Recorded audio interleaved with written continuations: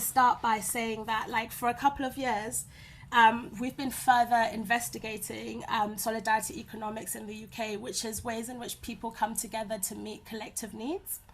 And I think this kind of started for us through the stories that we heard a lot from our elders who were talking about how the Windrush generation started the first like credit associations in the UK, and through stories of like where we've spoken to people come to our workshops who tell us about how their parents were, or their grandparents were like involved in like pardner and like susu and burial societies, and also through the stories and amazing things that we see through our communities who we work with, who we feel like are creating like the radical alternative economic futures, and through like learning from the past. And also, I think we were really interested in how like stories of survival, because in an economic system where specifically Black people are not given room to survive, the ways in which people are like fighting for survival and creating those things that meet collective needs. And I feel like a lot of like Black feminist work has been centered around this thing of like, how do we create the things that we all need, and simultaneously thinking about Black like Afrofuturism and the idea that like many worlds can exist within many worlds. And like I feel like with the extent of capitalism, which kind of makes us feel like it's the only thing that exists, I think the work of like Black and people who are in the who are African and Afro descendant and in the diaspora, who are like thinking about how to like survive within and outside of capitalism too. And also, I think my favorite part of like this work, the idea of like the role of like fun and enjoyment, and like the ways in which that has been a really key part in thinking about like resourcing and sustaining communities. And so like when Zahra told us first about like Africans in the diaspora and like her brilliant work, we were really excited. And I feel like I have to mention the report that Africans in the diaspora did, which was a survey of Black liberatory economic practices that you can also just find on the Africans in the Diaspora website, which was written by Aria Manzina. And also now this amazing toolkit, which kind of looks specifically at the ways in which like communities, Black communities, are sustaining themselves.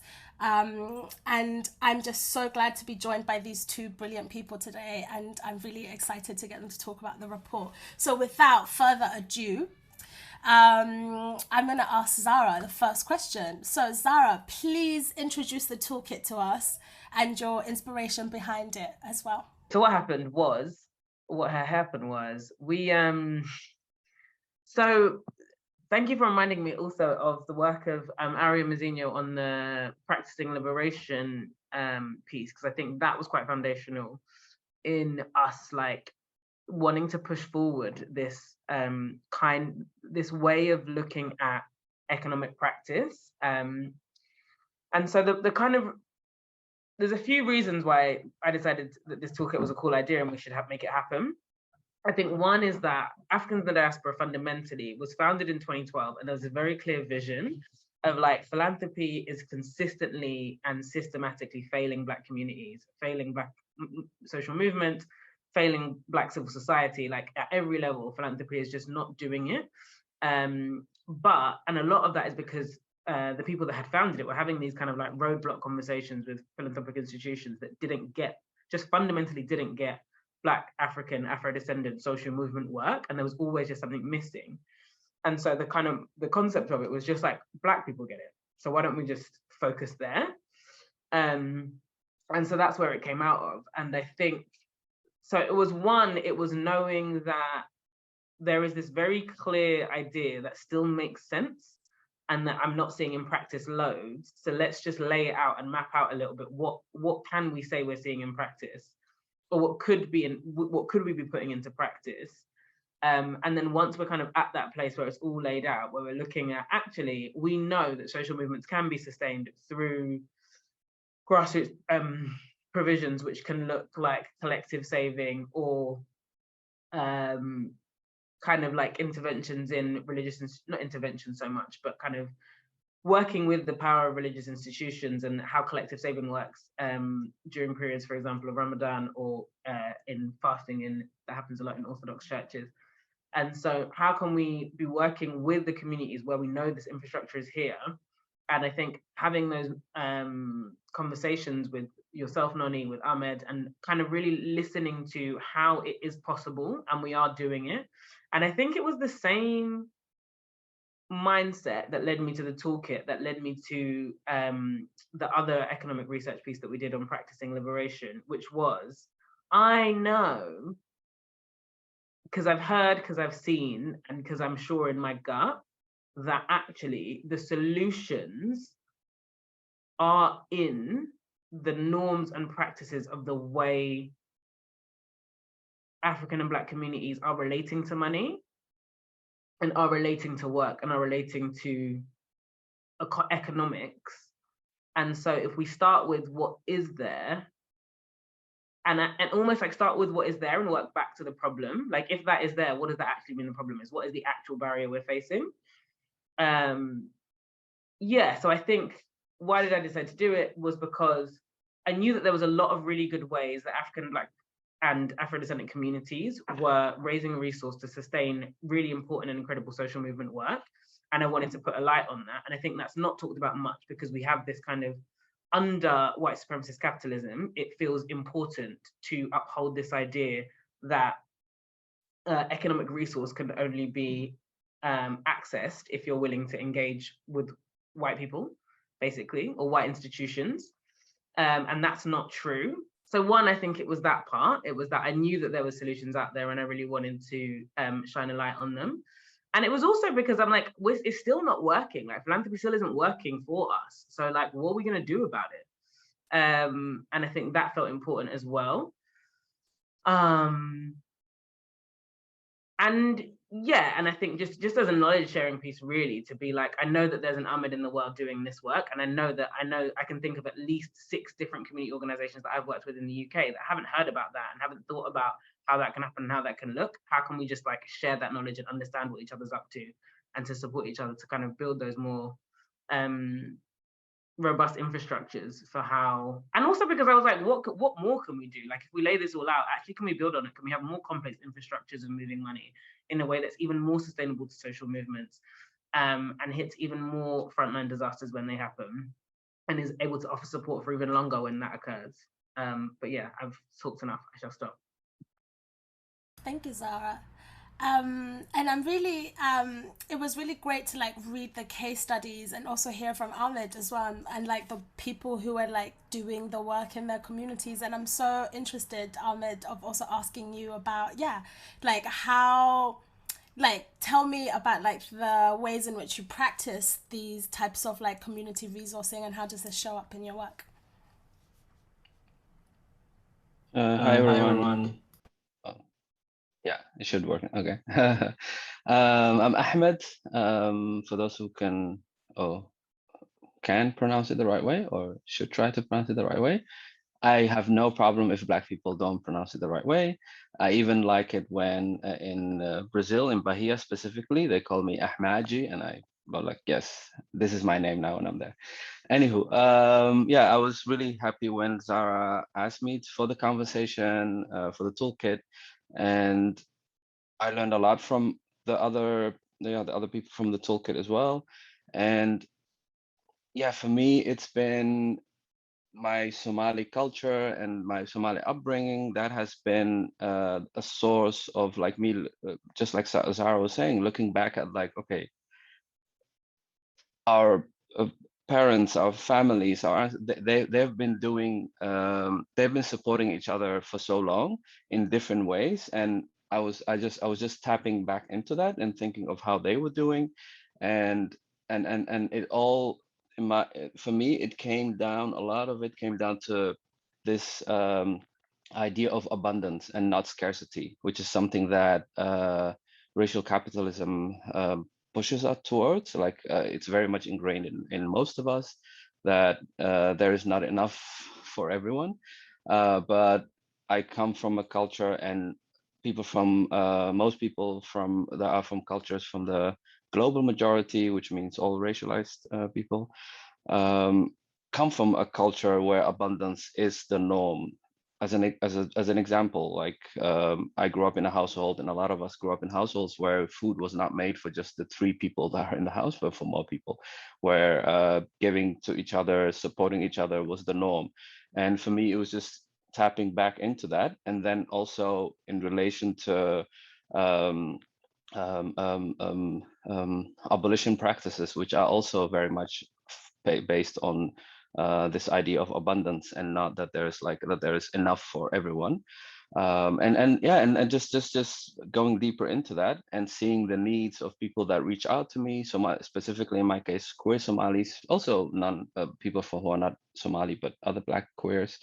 But it's mostly queer Somalis that reach out to me, and I just was thinking, like, how can I, like I said in the conversation with Zahra, how can I help? And at the beginning, I was just sending money and kind of trying to, out of pocket, and trying to support them in finding initiatives around wherever they are, like whether it be Malaysia, in East Africa, or in wherever in the world.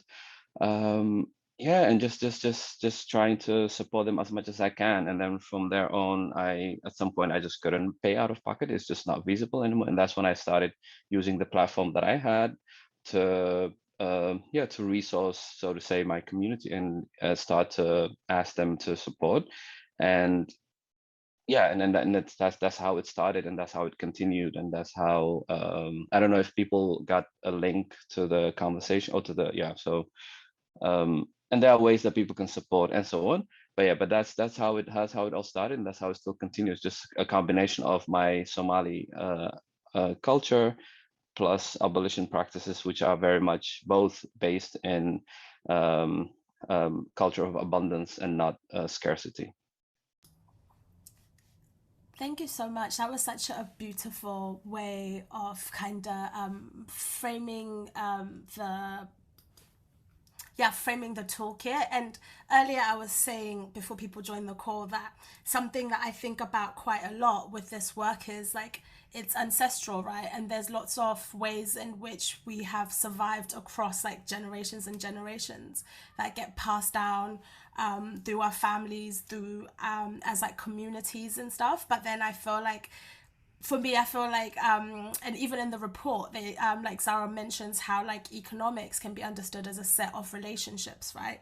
And I think it's interesting under capitalism because we're not allowed to have that relationship with people that have come before us, and therefore there's lots of really valuable ways of being that get lost. And I feel like a really big one is what you were saying, Ahmed, about like the idea of like abundance. And like I feel like so many of us actually under capitalism are made to like live paycheck to paycheck. And it's interesting when we kind of like think about like the wider collective of like as like African people, like ways in which we've supported each other outside of that like paycheck to paycheck mentality as well. And I think again, this kind of points to the idea of like these forms of like liberatory economics as being indigenous to our like communities and our cultures and stuff.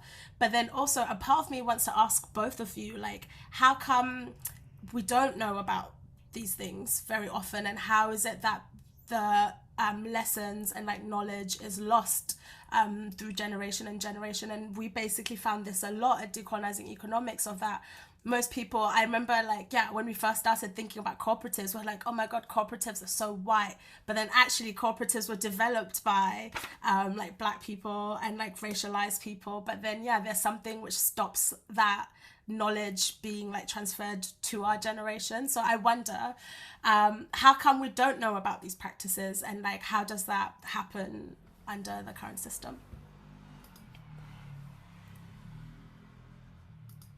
To either of you, whoever wants to take it first. Go. You go. Zahra, you want to start? Yeah, sure.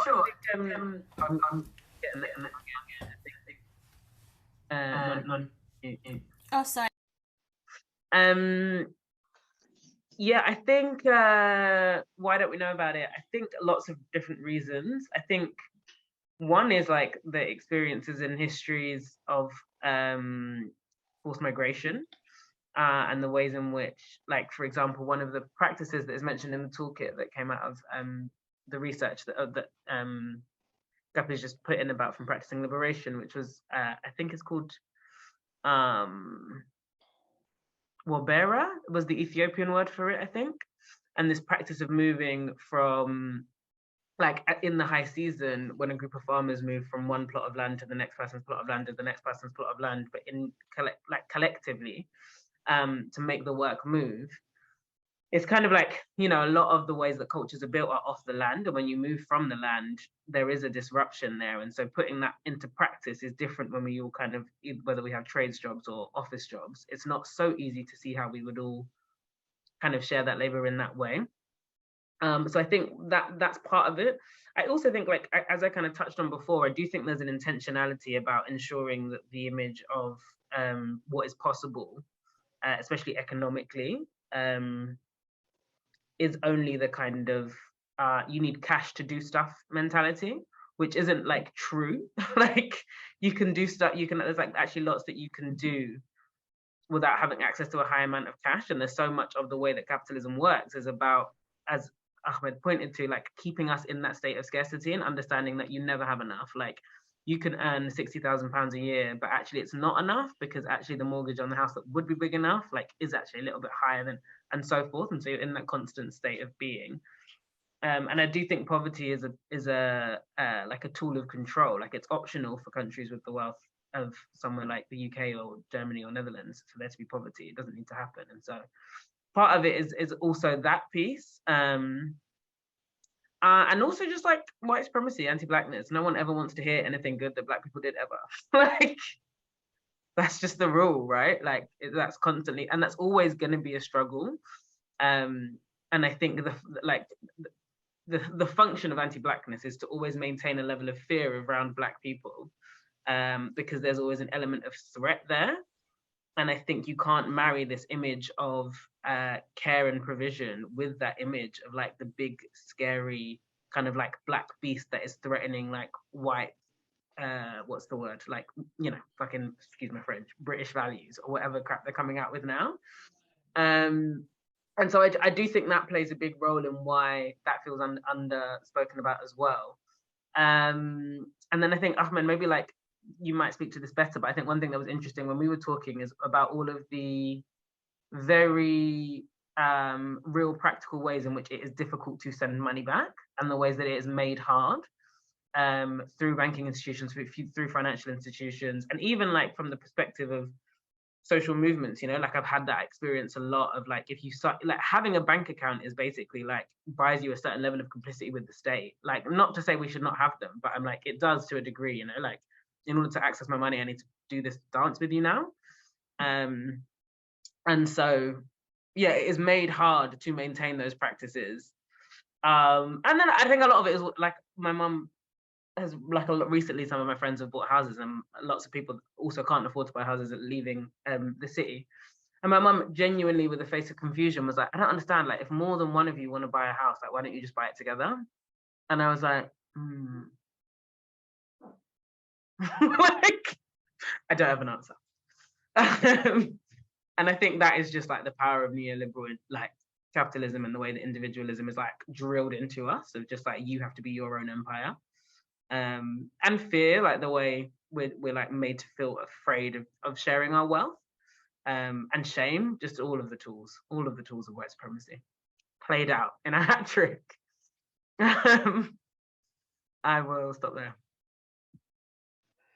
Yeah, and just to continue what Zahra was saying, can you hear me? Because it's just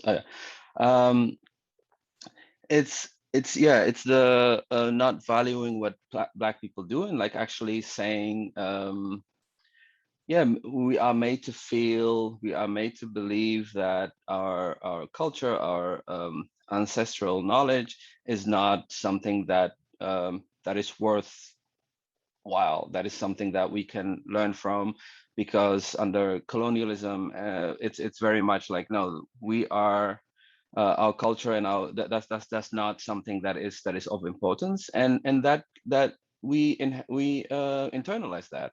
And therefore, I've also had my time when I ran away from my culture, and then because I was made to believe to be able to exist in this society, in this white supremacist, patriarchal, imperialist society, that I need to let go of my my culture, my background, and that also leads then for me to not to lose a lot of the knowledge, the ancestral knowledge, and so on, and then reclaiming those things and actually standing firm into what I call into my truth, and with all my intersections, that made me go back into the things that I was talking about earlier and much more, and that made me, yeah, just it not only affirmed me and made me feel so much more at peace and stronger in myself, but also I learned so much and things that I then now implement within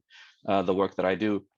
So yeah, so it's very much the tools of white supremacy for us to think that our our histories are not important. And also, if I speak for the Somali culture, for example, a lot of it is not written down, so therefore it's easier. It's not easy to find resources, and the fact that it's not written down is also because of colonialism. In addition to us having a rich oral history, not things not being written down is also because of colonialism. So yes, because of all those reasons, it's not possible to, yeah, it's less possible to find to know about these histories. So that's why it's important to that we do the work, and it's important to if you can't find any writings on that topic, do it yourself. Look up, talk to your parents if you're in touch with them. Otherwise talk to uncles and aunties. Talk to people from elders from your community, even if you don't know them. People from certain generation, like a lot of them, they are more than willing to share their knowledge. But we need to engage with them. We need to have conversations with them, and that's just something that those of us that are able to actively need to do. And what Zahra was saying as well, about which we talked about in the conversation, is the Islamophobic and racist banking systems. That is how, for me, that is the main obstacle of me getting money that I raise to queer people, queer Somalis all over the globe, because me being Somali and the person receiving being Somali, even if I have a Dutch citizenship, the fact that my name is Axmed Maxamed and that I was born in Somalia is a reason for the banking authorities to scrutinize in a way that is very pervasive, and that's something that I deal with daily. And I have a Dutch citizenship. I have so many other accesses that people don't have, and then the people that I'm sending to, some of them are undocumented, even if they are like most of them are refugees in the country that they are.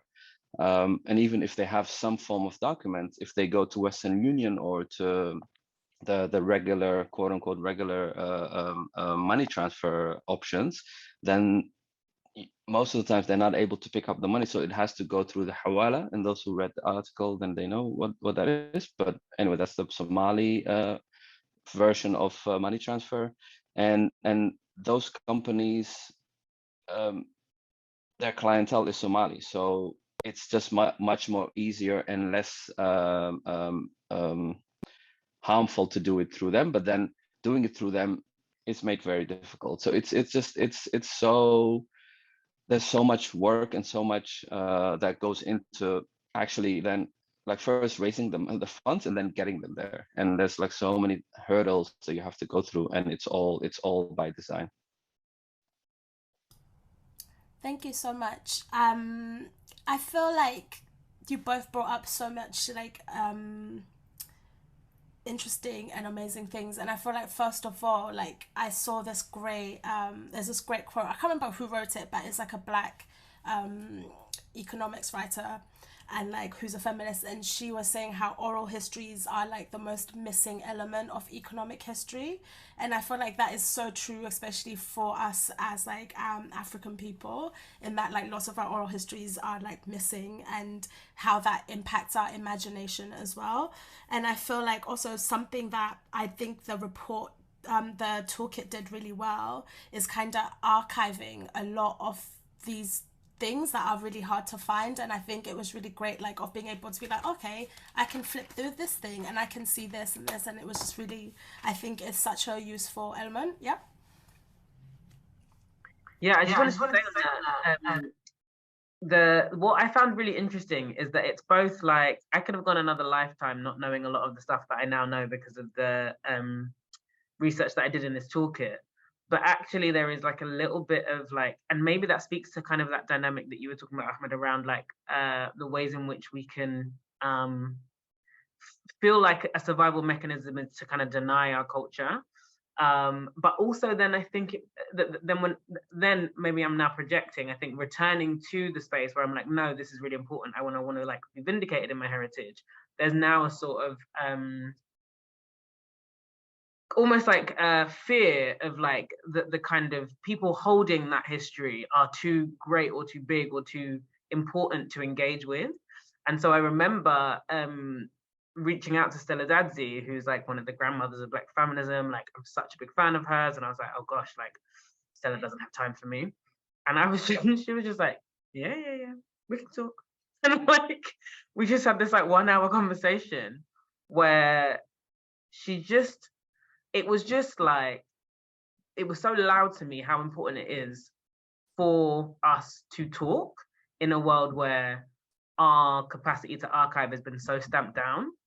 Because I was just like, there was no other way I was going to have an opportunity to ask someone who was running a Black feminist organization in the 1980s, what was your annual turnover?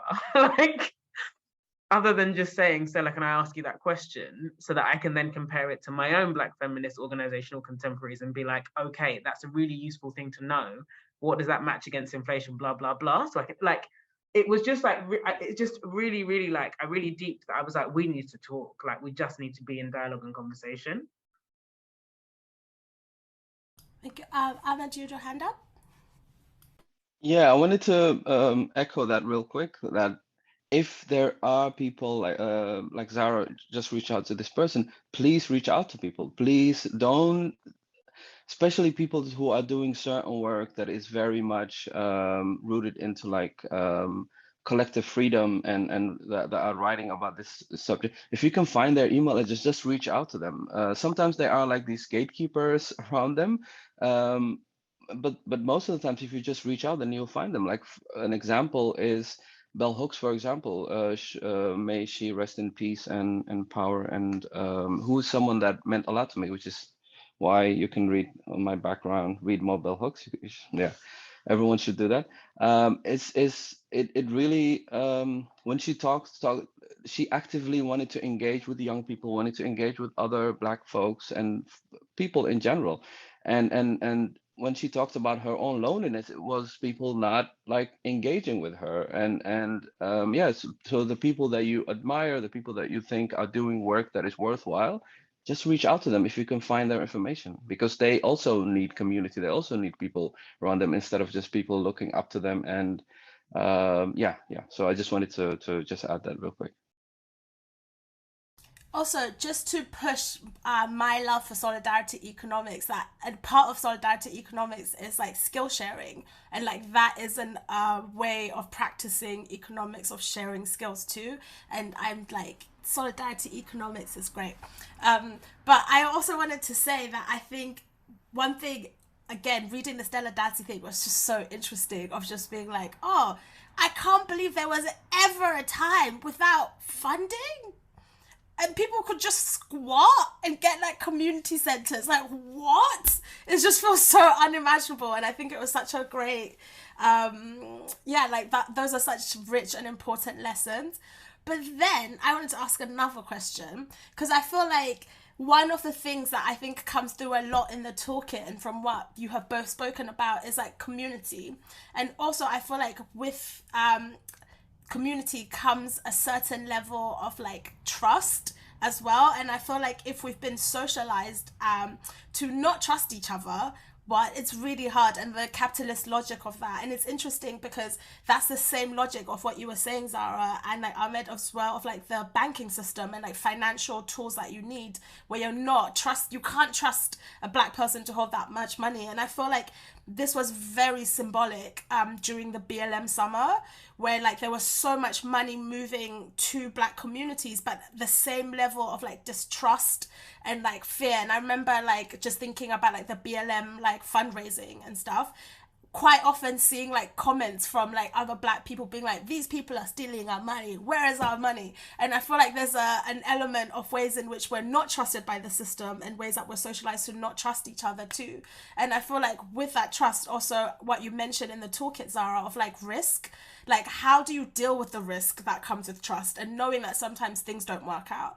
And also I feel like both of you have mentioned like abolition as well. Like I think the question that I'm trying to ask here is like, how does trust factor into this work, and how do you navigate the risk of like investing in community provision when the capitalist individualist logic tells us to fear and not trust each other? And also sometimes people steal, like what happens there? Like how do we work with all of this, and how do you like see this in your work?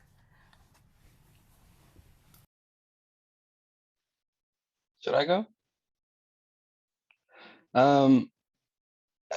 For me, again, it comes back to this idea of unlearning and interrupting this instinct that is ingrained in us from racial capitalism of scarcity. If you start from a place, like for example, like when I do these mutual aid fundraisers, sometimes there are even fellow queer Somalis from the diaspora, of course, who ask me like, but how can you trust these people are actually in need of money? And if that is your starting point, there's just a lot of work that needs to be done. So and the work that I do mostly is very urgent.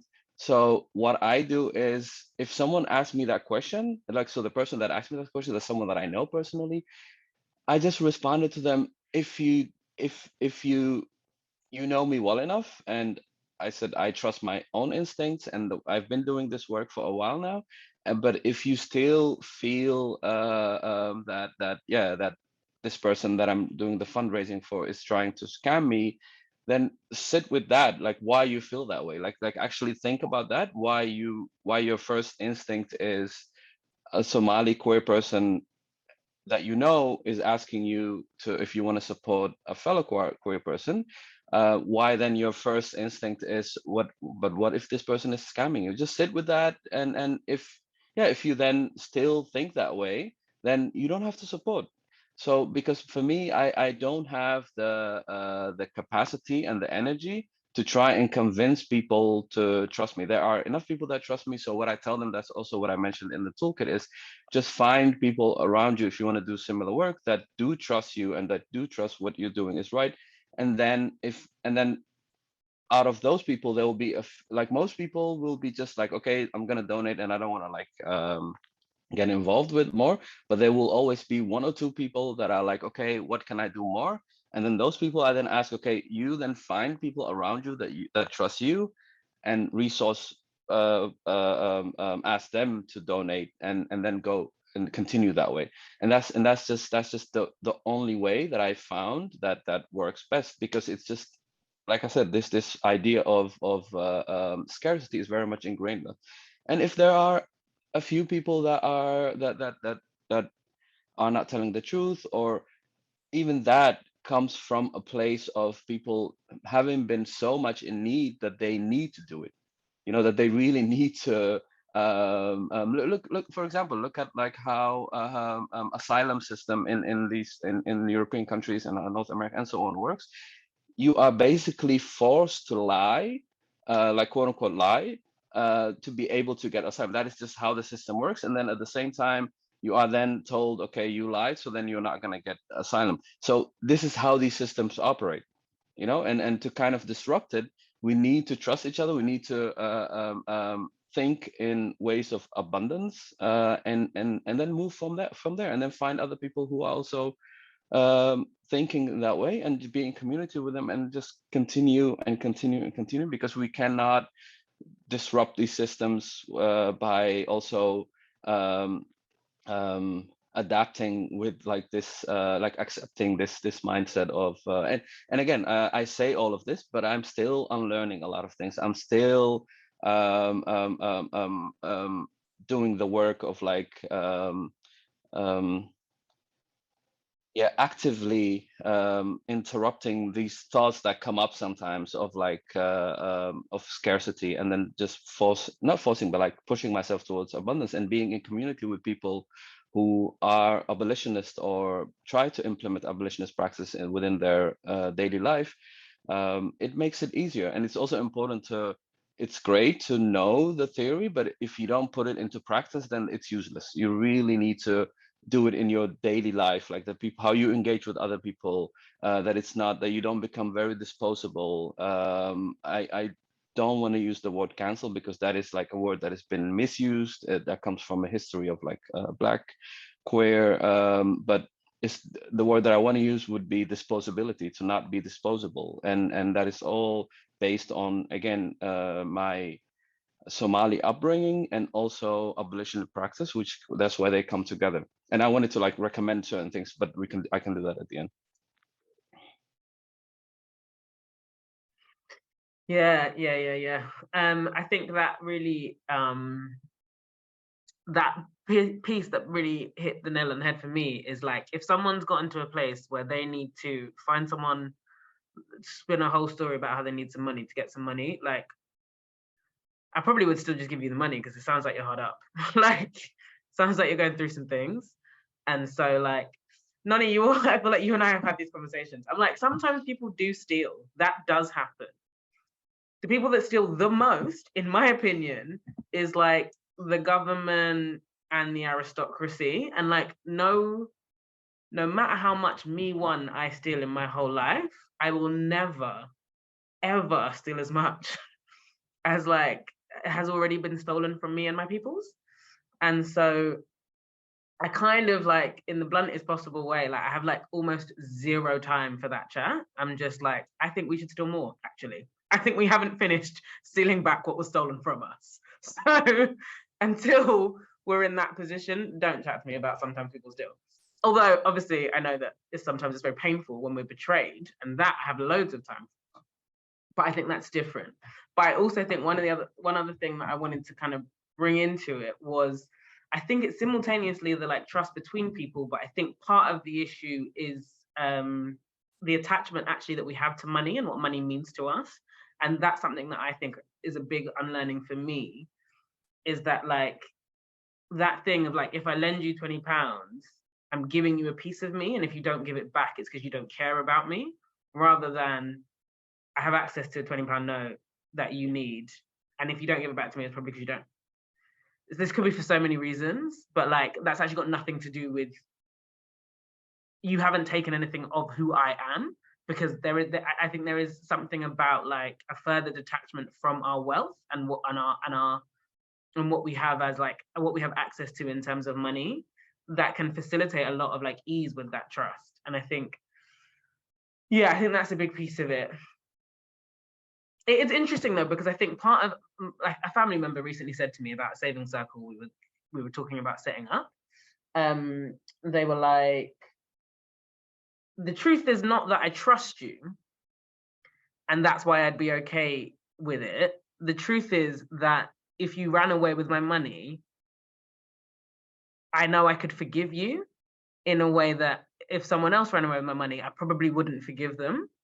And I think there is something, I don't really know what that means, but it just feels important of like, it's not that I trust you more with money, it's just that I love you more, basically, I think is what was being said there.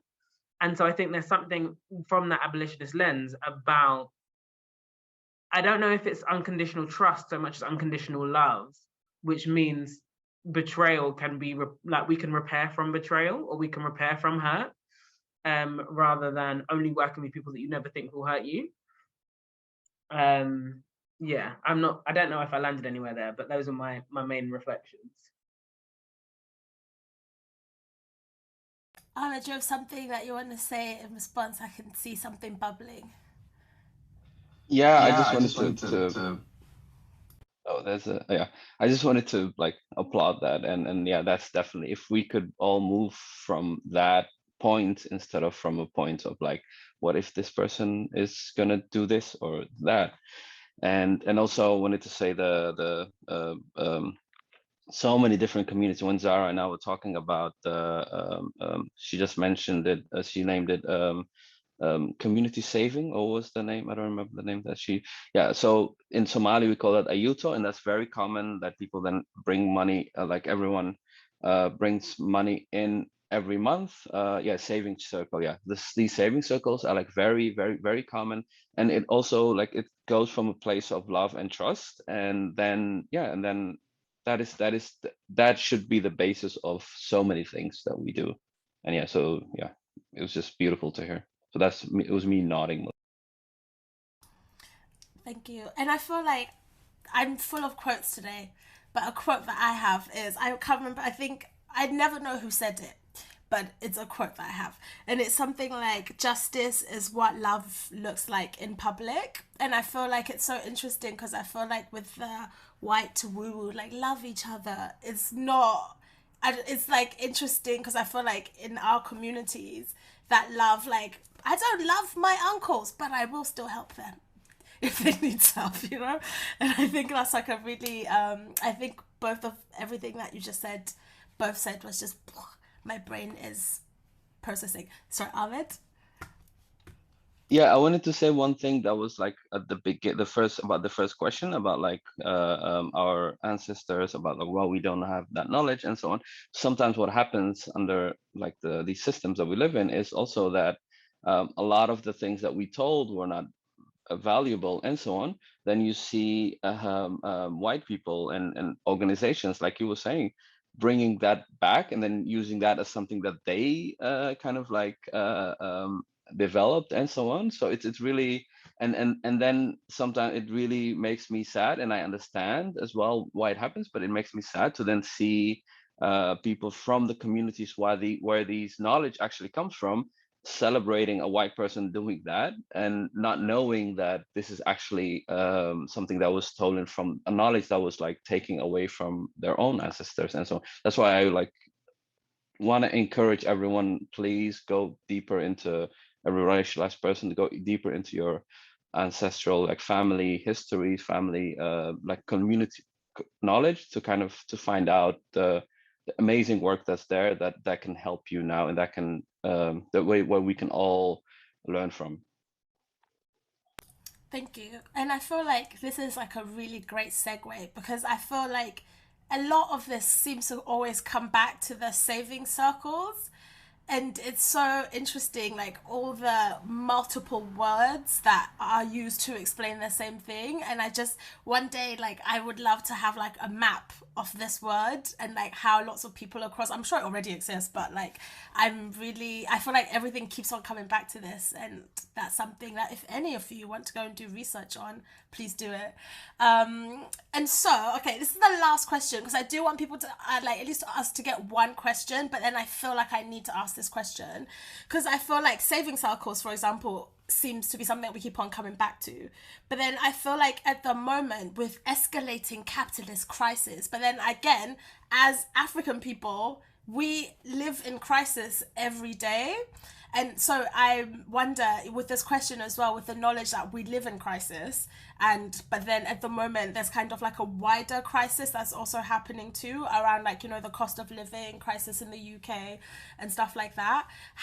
What is like a concrete way or like a suggestion that you think community provision could help us ensure our survival in these trying times? Not that every day isn't trying, to be honest. Every day is trying. And yeah, if there's any, I'll just pass it over.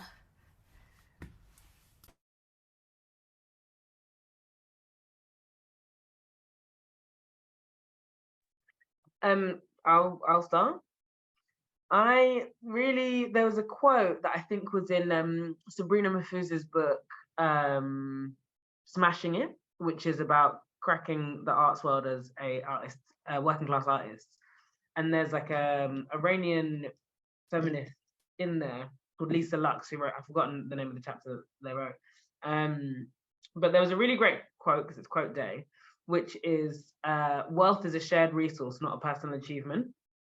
And when I started working in philanthropy, I remember having that on my wall because I was like gassed. I was like, oh my gosh, I can like have all this power to all this money to all these people. And it was like, sit down, like sit down, come back down. And because I think we live in it, like for various reasons, the deprivation to have of our access to power over our own lives means that when we have a little chunk of it, which often can be financial, we guard it very closely, which is deeply understandable. But I think the like, I guess, two-pronged way that I would respond to that question is, one, I think there is a deep unlearning for us, for me anyway, and I'm sure that is shared with a lot of what I see in the world, of disconnecting that concept of like wealth as a personal achievement, and putting it back into that space of being a shared resource. And again, that comes with like unlearning this kind of like idea-based meritocracy that actually I earned this and therefore it's mine and it's my triumph.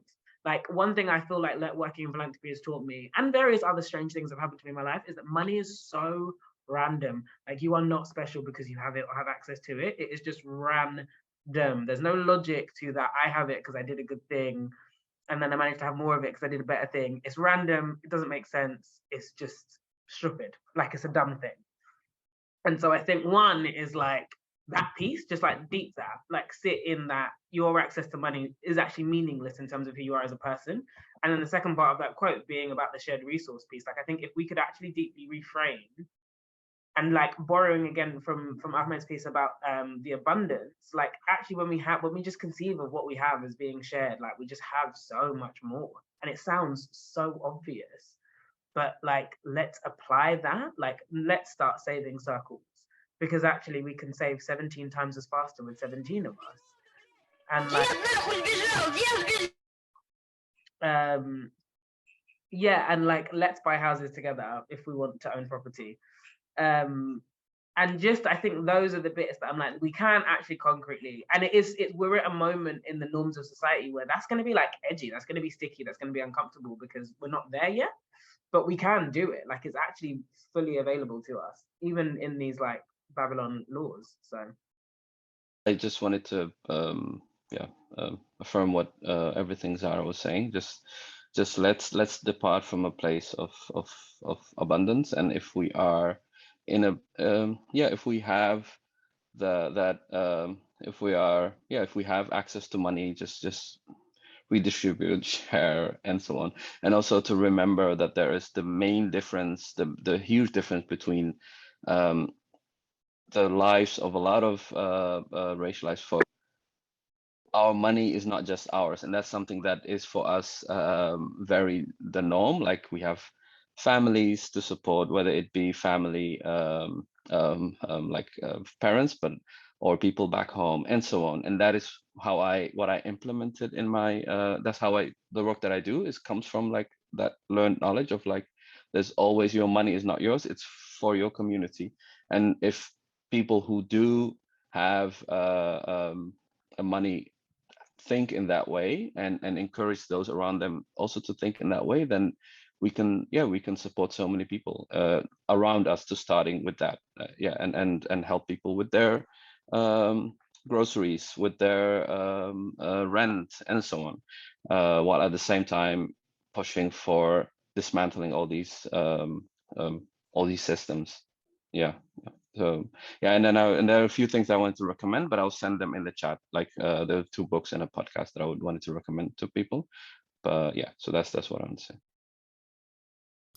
Thank you so much. And also for everyone to read the toolkit, like honestly read it, and also read the practicing like economic liberation one that Aria wrote as well. It's just so, I never dreamt in my life that these things would just be on paper and be able to like skim through them. It's really exciting to me. Okay, I know that like also we're running out of time, but then I wanted to ask the guests if they don't mind taking one question, Are you open for that? Yeah. Is there anyone who is wanting to ask a question? And if you could type it in the chat first. Any questions? I know there must be one question.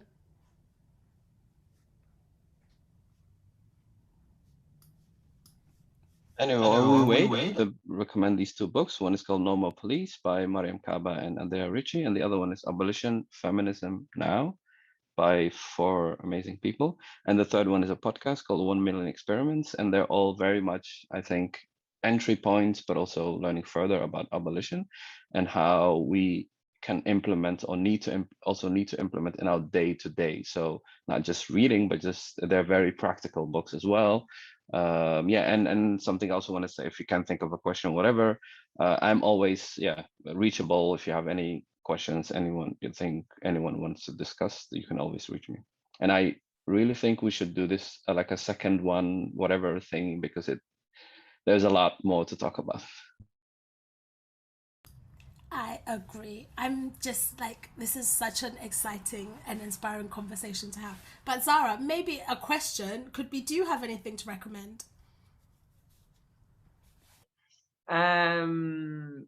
Do I actually? I really do recommend Ari Mazzinho's work. And I'm trying to remember her handle. I'll try and find that and put that in. I just recommend reading. There's another. I recommend reading papers from African feminist economists as a general recourse to knowledge, because I think, there's just so much that we try and invent here. Thank you, Nani, for putting that in. When I say here, I kind of mean in the UK, but maybe like in Western Europe more broadly. That like 300 or so years ago, there was an African woman doing.